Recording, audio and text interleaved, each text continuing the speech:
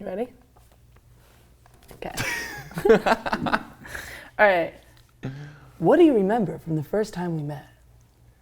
I remember seeing your headshot like on a mood board for a runway show that we were about to walk in together. And I remember saying, why do I want to have sex with that woman? When I first saw your photo. Yeah, I remember like getting changed with you and like noticing that our outfit was like super similar and getting put like, I think right behind you in the lineup. We were actually walking together. Yeah. Mm-hmm. In the same exact outfit. In the same outfit. Same outfit. Yeah, puff puff. It was really puffy. So puffy, like embarrassingly puffy. But like cute. I remember it. Yeah. When do you feel closest to me? Well, when we made out that one time while watching RuPaul's Drag Race. No, it was actually the night that we met. Mm-hmm. I remember like, I remember thinking our relationship was gonna go in a totally different direction when I first met you. Well, I feel like in the future, one day, maybe. The thing is just like, it's the genitalia thing. That's literally it. But I didn't it. even know about your genitalia when I first met you. I was like attracted to your personality. Yeah. No, I'm kidding. No, I really was. See, I would, but last time I slept with any guy, it was like that guy who kind of looked like the flock of seagulls, and I literally didn't know what to do. I was like, and I couldn't do that to you. I couldn't deprive you of, servicing. I don't know. I don't feel closest with you when I'm being sexual with you. Mm-mm. It's more when I don't have anybody else to turn to. Like, you're that person in my life. So, yeah.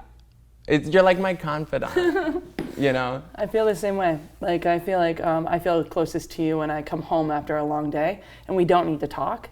No matter what we're doing, even if it's really mundane, it just doesn't feel awkward or off. And it can be filled with silence. And I am so surrounded by noise all the time with like, the press and people like constantly hitting me up through social media and my work. It's nice to know that there's one person I can be silent with. Yeah, meow. What's one thing I don't understand about you, and why do you think that is? That's a big question. I need some water for that question. Oh, well, okay. Yeah. Oh, yeah, that thing.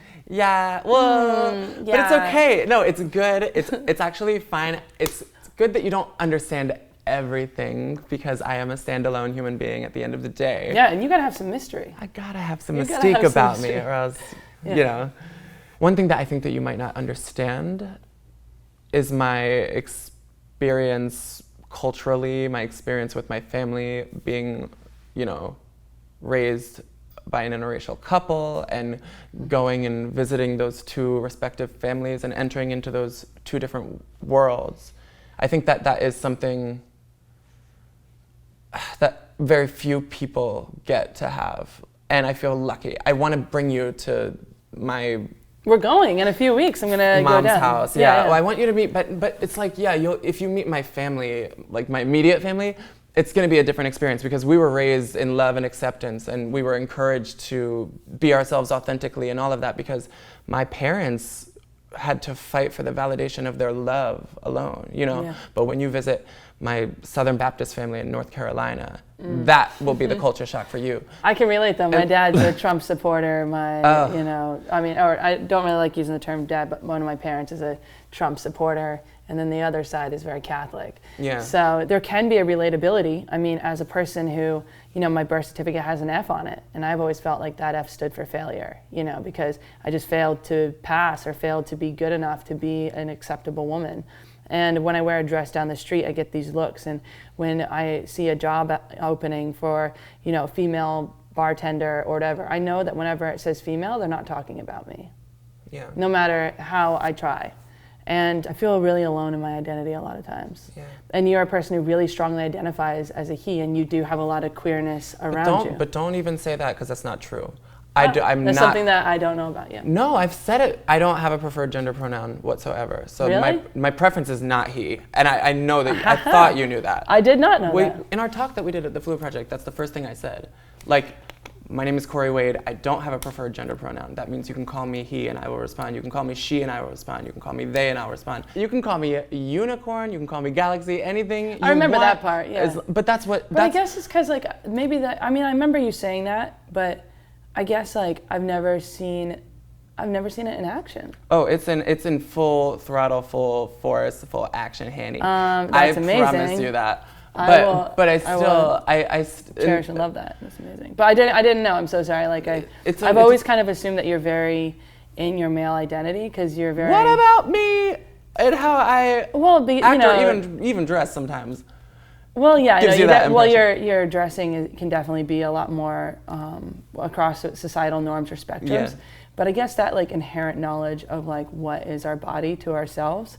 And I've never had a conversation with you, I don't think ever, like, being like, this is how I deeply, truly feel in my heart. And, you know, you said, I feel deeply. I didn't feel male, because male for me was something to constantly live up to. I was raised with 3 straight cis brothers who were brought up, you know, put into sports, and I was too. And we were constantly, like, measured by how manly we were. And it wasn't like anything intentional that our parents were doing. It was just kind of like, that's what the world does, you know? Yeah. So I would consider myself genderqueer, but I also pass by societal standards in a way that I know you don't. Like, I've seen it with you in real time, where I'm like waiting outside of a bathroom for you because I'm afraid somebody's gonna say something, because I'm watching their eyes and I see them looking at you when you go into the women's room. That's what I'm talking about. Like, that's the where you've really, you know, your experience is, like, totally educational for me, being a part of it, being there. Yeah. Meow. What's the pain in me that you wish you could heal, and why? Yeah, I think that a lot of times you don't feel like you're enough. And that, you know, as much as you keep on saying, like, my destiny, I know I'm destined for good things. I know I have a future that's not this, it's something bigger. I think oftentimes you think that you're not enough, that you're not good enough, you're not pretty enough, you're not, like, unique enough, you know? And you just keep on going through these waves of rejection. And I think sometimes you reject yourself over that. And I wish that's definitely something I wish I could heal for you, because I think you're absolutely enough. Thanks. We just have to find who it is out there who wants to sabotage me. No, just kidding. I'm a psychopath. Thanks. Yeah. What do I wish I could heal in you? I know that deep down, based on how I've seen you react when people say certain things to you about your physical appearance, that you don't know how beautiful you really are. Oh, shucks. And I really don't get bothered by physical comments, but I do get bothered that people, I don't actually feel ugly when people say it. I feel frustrated because I know that's the kind of stuff people kill themselves over every day. And I know if they're saying it to me, they're saying it to other people. And it really upsets me. That's why I respond to them on social media. That's why I spend, like, part of my day educate, don't hate, like going on and actually responding to the trolls, which you're not supposed to do, but we have a lot of fun with it, and we've actually converted and brought a lot of people over to a more peaceful way of thinking. I've seen that, but I've also seen it with people who know you beyond social media, like lovers and people, for sure. People who, like, you've let into your life, who say really, really intimate people who say things that I see cut you, and I just want you to know that when they do that, that's their ugly showing, and that you are beautiful and perfect in not only my eyes, but in so many other people's eyes. Both of your eyes. Yeah, in both of my eyes. You're so pretty. So pretty. Oof. What do you wish for me in the future? everything. I don't even think you know how big it's gonna get, but it's gonna get big, Henny. And you are, I think that you are extraordinary, and I just want you to live up to your highest version of you, and it's gonna happen. So I'm not even worried. It's not even like I have to wish happening. for it. Yeah, we're that's on the the thing path about right you. now. Like I'm like I see you. Same thing about you. Yeah. If shit goes south, we'll just either live in a tent in one of my parents' backyards up in Vermont and make a living collecting eggs and mushrooms from the forest. But we'll be together. Mm-hmm. It's gonna be beautiful. All right. Wow. Why do you love me? Meow. Why do I love you? You know, it's really funny. We first met during the runway show, but the funny thing is I didn't even want to be a model. I ended up, going to my friend's house, and they wanted to be a model. They wanted to be on America's Next Top Model, and I was homeless at the time. I was in a really rough space, and she would say, okay, if you come over and you work out with me and help me get in shape, I'll let you crash for the night. So every week I would come over when America's Next Top Model was on, and we'd watch an episode of America's Next Top Model. We would work out to Richard Simmons, and then we'd rewatch the episode and drink a bottle of Jack Daniels and completely undo everything that we had just done. But when I watched the show, it was the season that you were on. And I saw you just getting slammed for your identity so much. And it really affected me really deeply. And when you got eliminated, I actually stopped watching. I still don't know who won the season. I didn't care. I was like, justice was not served. And I always wanted to meet you. I was like, this person is so amazing, and I feel so connected to them and their struggle and who they are. And when I saw you, it wasn't like this weird, bizarre, new friend kind of thing. My instinct was, I think I said, you were just like, hey, you were just very friendly.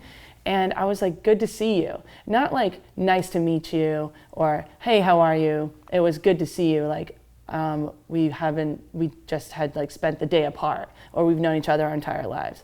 And I think that's why I love you. I think like, we are people who have existed together for a long period of time, even if it's not in physical space. And I think we're just, we have a really, really special, honest connection that's headed in the same, like to the same dimension. And I'm really, really honored to be in your life. I love you because you accept all of me and really understand truly all of me. And that's why it's hard to like even grasp to try to answer the question earlier, like, what don't you understand about me? Because I feel like there aren't very many people out there who do. The only reason we seem like so much and we seem so mysterious to most is because of what people are trained to perceive as normal. Mm-hmm. And I think that you are like the most normal person I've ever met, and no one would ever say that about you, you know. But it's because I see it's because I see myself in you, and yeah, I love you. You know that. I love you too. Mm-hmm. I know that. Meow. Yeah, we're gonna have beautiful babies in the future. Done. Yeah. So is the pact still intact? Yeah, sperm donor or marriage. Marriage. Done. If we don't get married by, you know, yeah, but no. If we do that, it's gonna be such like a beautiful like queer wedding that I'm going to be such like an insane planner for. I can't wait. Cool.